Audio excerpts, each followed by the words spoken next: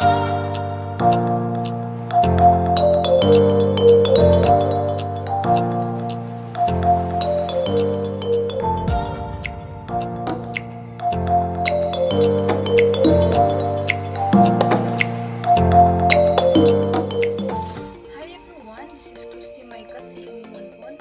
will show you how to make dual LED flasher circuit using breadboard.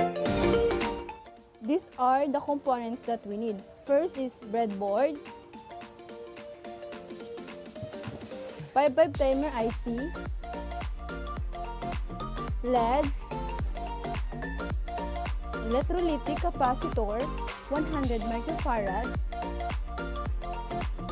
diodes, resistors. We have 1 k ohm, 10 k ohm, 270 ohm, 9 volts battery, and connectors.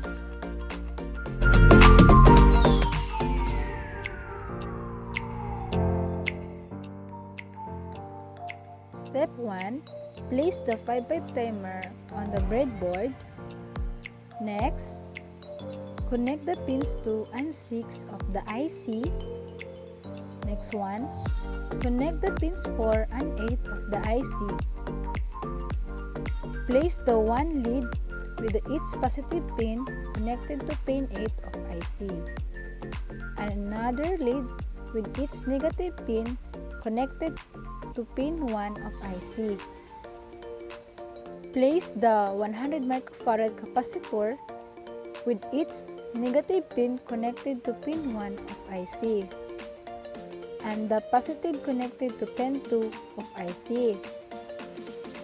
Next, place the 10 k ohms resistor with its pins connected to pin 6 and 7 of IC.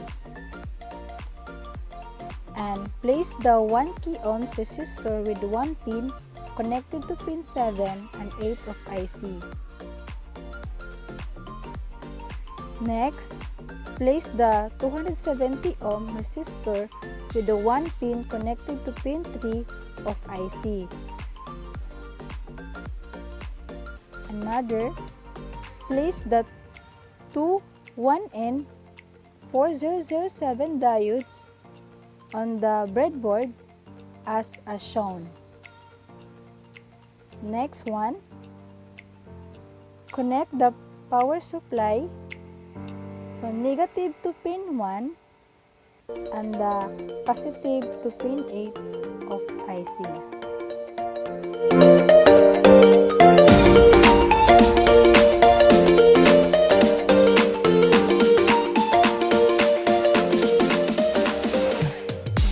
The final output of the dual lead flasher circuit using breadboard.